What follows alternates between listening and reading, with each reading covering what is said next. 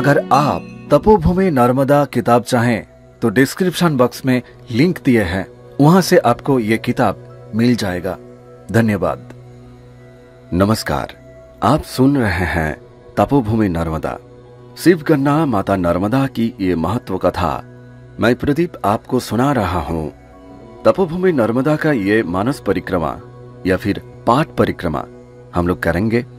योगी पुरुष श्री शैलेंद्र नारायण घोषाल जी ने नर्मदा जी का परिक्रमा करने के पश्चात ये पुस्तक उन्होंने लिखा था। ये पुस्तक सुनते सुनते हम सबका मानस परिक्रमा हो जाएगा।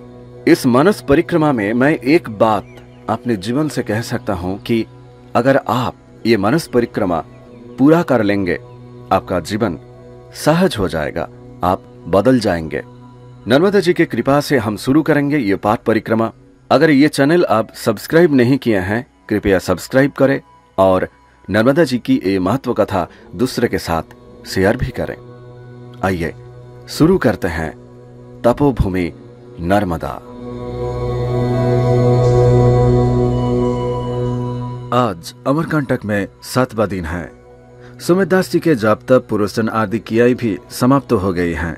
सो वो मुझे संग लेकर मार्कंडेय मुनि के आश्रम की ओर चल दिए। नर्मदा मंदिर से मील भर की दूरी पर अग्निकोण में यानी कि दक्षिण पूर्व दिशा में मार्कंडेय मुनि का आश्रम है।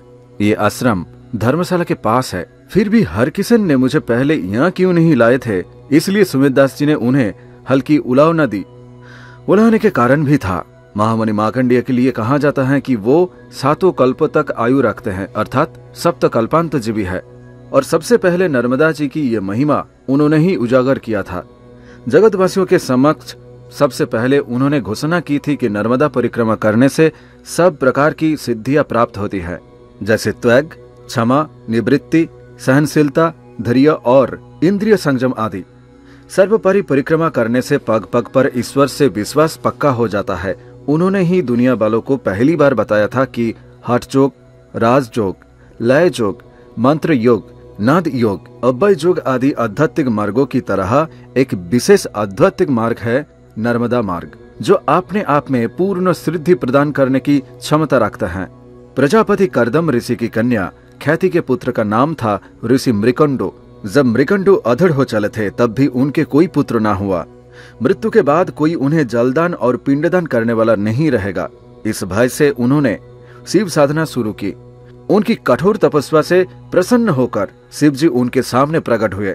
वर में मृकुंड ने शिव जी से एक पुत्र मांगा।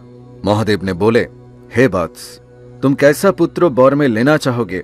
मेरे वर से तुम्हें एक शतायु यानी कि 100 वर्ष का पुत्र मिल सकता है, मगर वो होगा जड़ बुद्धि, मूर्ख।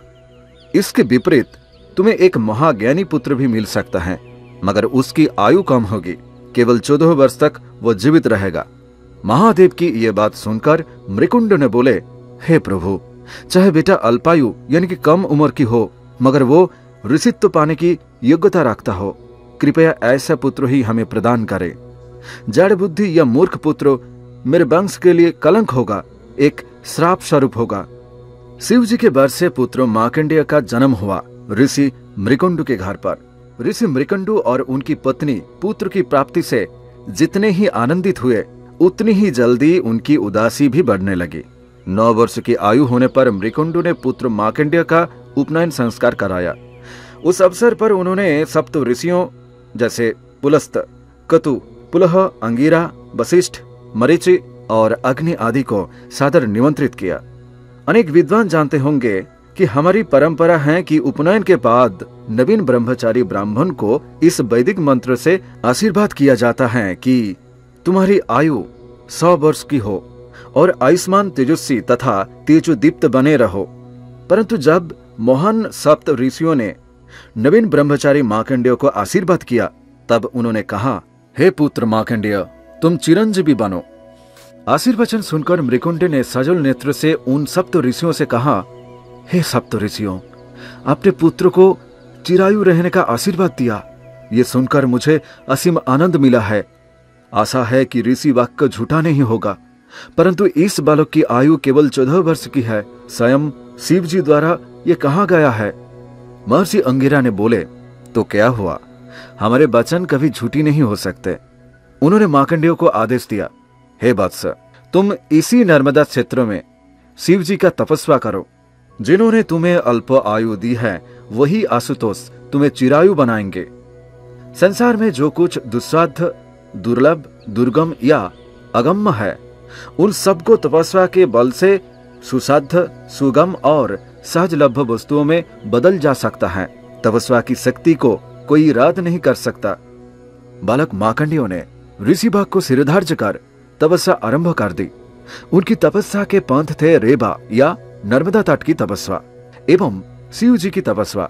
अपने समस्त इंद्रियों के द्वार रोककर निर्वात, निष्कंप, स्थिर दीपशिखा के समान मार्कंडेय ध्यान में तल्लीन हो गए।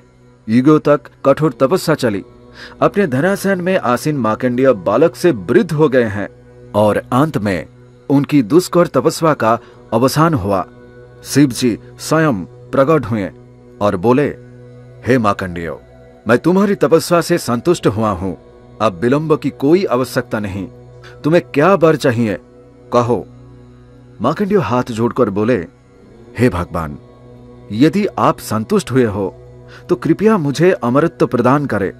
तपस्या ही परमम धर्म, तपस्या ही परम संपद है। सो मैं सदा इस लोक तथा परलोक बेहित में मैं तपस्या करना चाहूंगा और मैं इस तपस्या में रहूंगा। तपस्या संबंधी समस्त क्रियाओं संपन्न करता रहूंगा। मैं मेरी तपस्या के प्रभाव से सबका मंगल होगा। कृपया यही बार मुझे प्रदान करे। आशुतोष शिव ने मार्कंडेय के इस संकल्प से अतीब संतुष्ट हुए कि वो सर्व लोकों को हित में तपस्या करना चाहते हैं। वो बोले, बस मार्कंडेय, मेरे आशीर्वाद को फलस्वरूप तुम सप्त कल्पांतो जीवी, यानी कि 7 कल्पों तक तुम जीवित रहोगे। तुम रेबा मंत्र का जप करो। इस महामंत्र के प्रभाव से तुम्हें एक महाकुमारी देवकन्या के दर्शन मिलेंगे। याद रखो, प्रत्येक कल्प के अंत में जब महाजल प्रलय के कारण सृष्टि का विनाश हो जाएगा और जब संपूर्ण जगत संसार समुद्र जल की अतल गहराइयों में खो जाएगा, तब ऐसे घोर संकट काल में एक यही देवी तुम्हारी रक्षा करती रहेंगी। ये जो उत्तर में विंध्याचल और दक्षिण में सोनपुरा पर्वतमालाएं फैली हुई हैं, उन दोनों को मिलन जिस स्थान पर होता है वो स्थान है मेकल, वृश्व या अमरकंटक कहलाता है। यहाँ से पश्चिम की ओर बहती हुई जिस जलधारा को तुम देख रहे हो वो नदी रेबा कहलाती है। समुद्र से जब रेबा या नर्मदा मिलती है तो वो स्थान सफेद झाग या भंवरों से भरा रहता है। उस स्थान में मिलती हुई नर्मदा अपने निजी अलौकिक और शक्तिशाली स्वरूप को बखूबी बनाए रखती है। अभी मैंने जिस महाकुमारी कन्या का वर्णन किया है वो नर्मदा नदी उन्हीं का बाहरी स्वरूप है। हे मार्कंडेय, याद रखो, इसी सिद्ध क्षेत्र में बैठकर तपस्या करो वत्सो, तपस्या करो, तुम्हें उनके दर्शन अवश्य मिलेंगे। महादेव ऐसा कहकर अंतर्धान हो गए। शूलपाणि के आदेशानुसार महामुनि मार्कंडेय जिस स्थान पर बैठकर तपस्या की थी उस स्थान पर आज मार्कंडेय मुनि का आश्रम है। मैं और सुमेध दास जी उस आश्रम में आए। आश्रम का वातावरण वास्तव में शुद्ध आश्रमिक वातावरण ही लग रहा था। चारों ओर सहजन, साल और साजा के विशाल वृक्ष खड़े थे। इनके अलावा आंवला और हरा का पेड़ भी था। एक विशालाकाय बरगद की घनी छाया के नीचे कुछ प्राचीन देव देवियों की मूर्तियां भी रखी गई थी।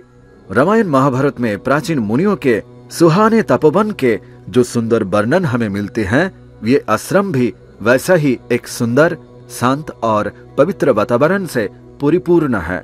आश्रम में प्रविष्ट होकर मैंने तुरंत जमीन पर लेटकर दंडवत किया। सुमेध दास जी बोले, इसलिए हम क्या कहूँ, मिट्टी में क्या धरा है। चलिए चलिए उधर चलिए, वहाँ एक महासिद्ध योगी भी विराजमान है, आप देखेंगे, चलिए। मैंने सुमेध दास जी को बोला, स्वामी जी, महात्मा के दर्शन तो करेंगे ही, मगर ये भी तो बात सच है, जहाँ बैठकर महामुनि मार्कंडेय ने तपस्या की थी वहाँ का मिट्टी कितनी पवित्र होंगी। आजकल के वैज्ञानिकों ने भी ये आविष्कार किया है कि अगर कोई किसी घर में लंबे समय तक रहे तो उसकी छाप उस घर की ईंटों पर भी पड़ती है। अगर खास वैज्ञानिक तरीके से उन ईंटों की फोटो खींची जाए तो एक हल्का सा चित्र भी उमर आएगा खींची हुई उन तस्वीरों में। और ये स्थान में ठहरा था परम जोगी मार्कंडेय जी ने। उन जोगी का ये आश्रम है। उनके पूर्व स्पर्श के कारण यहाँ के संपूर्ण वातावरण उनके तेज किरणों से तरंगित है। सुमितदास जी मुझे आश्रम की उत्तरी दिशा में ले गए। मैंने देखा एक पेड़ के तले पक्की बेदी पर एक वृद्ध साधु बैठे थे और बहुत आहिस्ता आहिस्ता रीवा मंत्र का जप कर रहे थे। उनका नाम था शिव प्रसाद ब्रह्मचारी। दंडवत के बाद हम उनके सामने आधे घंटे तक बैठे रहे। फिर उन्होंने बातचीत शुरू की। सुमितदास जी से मेरा परिचय उन्होंने पूछा। फिर मुझसे बोले, बेटा सब कुछ देख चुके हो? मैंने जितना कुछ देखा था उन्हें मैंने बता दिया। उन्होंने बोला, मत्स्येंद्र नाथ जी के मंदिर में लंबे चढ़े कद वाले महात्मा जी को तुमने तो देखा ही है। बहुत उच्च कोटि का महात्मा है। उन्होंने नाथपंथी है। उनके गुरुजी ने उनका नाम दिया था शंकरनाथ। बड़े भारी विद्वान हैं। उन्हें विलायती डिग्री भी मिले है और बहुत सी भाषाएं उन्होंने जानते हैं। ऐसे पहुंचे हुए विद्वान महात्मा को दर्शन आप जितनी बार करेंगे उतना ही आपको फायदा होगा, समझे? मैंने अत्यंत श्रद्धापूर्वक उनसे प्रश्न किया। मैंने बोला, महात्मन, यहां आने के बाद मैं देखता हूं सब कोई सब जगह निरंतर रेबा रेबा जप कर रहे हैं। क्या नर्मदा मंदिर में, क्या कर्ण मंदिर में मेरे साथी श्रद्धेय ये स्वामी जी भी रेबा रेबा जप कर रहे हैं। आप भी रेबा रेबा मंत्र जप कर रहे हैं। आप रेबा मंत्र क्यों जप करते हैं? वेदों में 4 महामंत्र के अलावा हमारे शास्त्रों में अनेक सिद्ध मंत्र का वर्णन मिलती है, जिनका प्रचलन विभिन्न धार्मिक संप्रदाय में है, जैसे शिव मंत्र, राम मंत्र, विष्णु मंत्र, शक्ति मंत्र और भी ना जाने कितने मंत्र है। मगर नर्मदा क्षेत्र में मैं देखता हूं सिर्फ 2 अक्षरों का रेबा मंत्र, यही सब लोगों का जप मंत्र है। इसका अर्थ क्या है? नर्मदा का दूसरा नाम रेबा भी क्यों पड़ा? आप कृपया मुझे बताएंगे? मेरे ये सवाल सुनने के बाद मंद मुस्कुराहट के साथ साधु जी ने उत्तर दिया। उन्होंने बोला, सुनो बेटा, महादेव ने महामुनि मार्कंडेय को दर्शन देकर कहा था रेबा मंत्र का जप करो। संसार में वेद प्रकट हुए हैं पंचानन के मुख से। आगम निगम को जितने भी गुण मंत्र हैं, इनके वक्ता भी महेश्वर है। वही है आदि परमेश्वर। ये तो तुम मानते हो ना? संपूर्ण योग शास्त्र की क्रियाओं की कर्ता एवं वक्ता है स्वयं हिरण्यगर्भ। रेबा मंत्र भी शिव वाक्य है। साक्षात मंत्रों के निर्माता महेश्वर के निज मुख से निकला ये मंत्र रेबा है। अतः ये मंत्र है महाचैतन्य और महाज्ञान शक्ति से भरपूर। वैदिक काल से आज तक लाखों साधुओं और नर्मदा निवासियों को इस मंत्र का जप करने से इस मंत्र द्वारा प्रदत्त सिद्धि लाभ हो चुके हैं। उन्होंने इस मंत्रों के सिद्धि प्रभाव को उपलब्ध किया है, इसलिए यहाँ सब कोई रेबा मंत्र को ही जपते हैं। शिव जी के कथानुसार ये रेबा मंत्र के जप से नर्मदा माई की कृपा प्राप्त होती है, इष्ट दर्शन होता है। याद रखो बेटा, केवल मात्र रेबा मंत्र का जप करके ही जीवत्ता ये भव सागर पार करती हैं अति सुगमता से, और हमारा अंतिम काल का सहारा भी यही रेबा नाम है।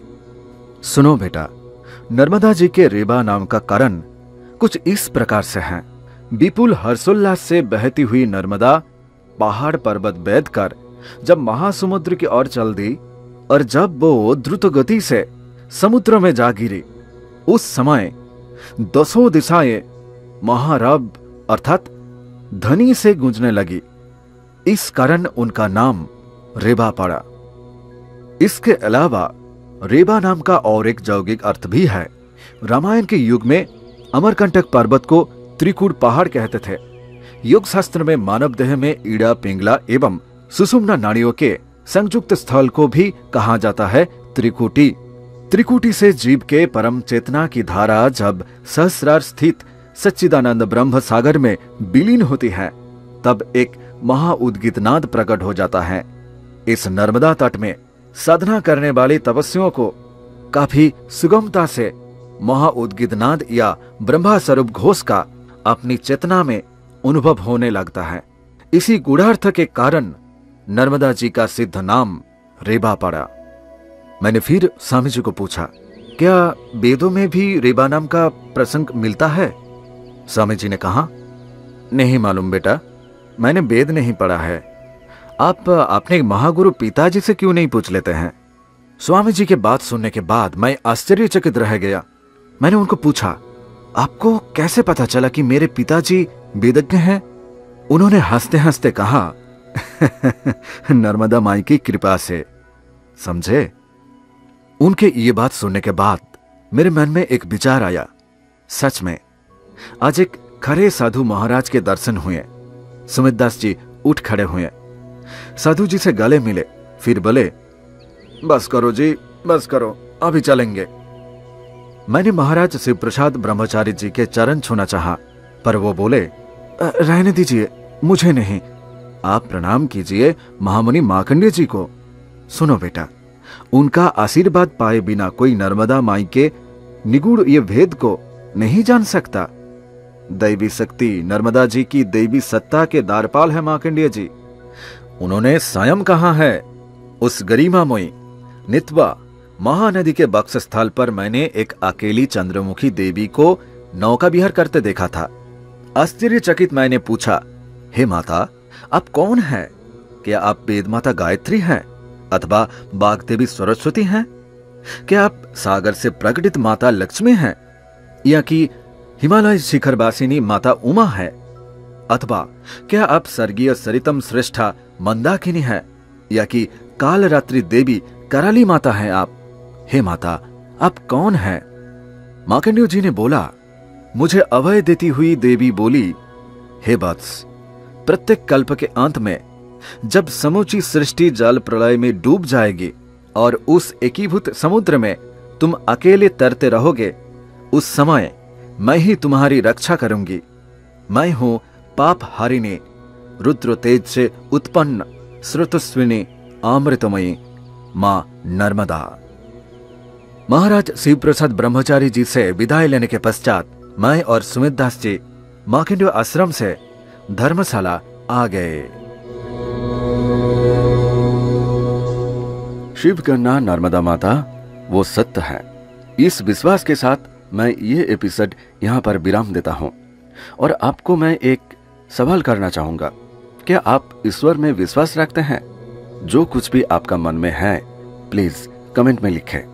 तपोभूमि नर्मदा का ये जो पाठ परिक्रमा, ये जो मानस परिक्रमा इस पहले एपिसोड से हम लोग शुरू किए, ये पाठ परिक्रमा, ये मानस परिक्रमा बहुत दूर तक चलेगा।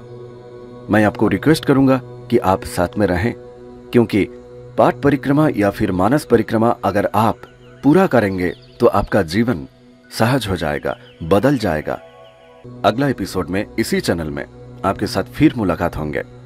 अगर आप इस चैनल को सब्सक्राइब नहीं किया है, प्लीज सब्सक्राइब करें।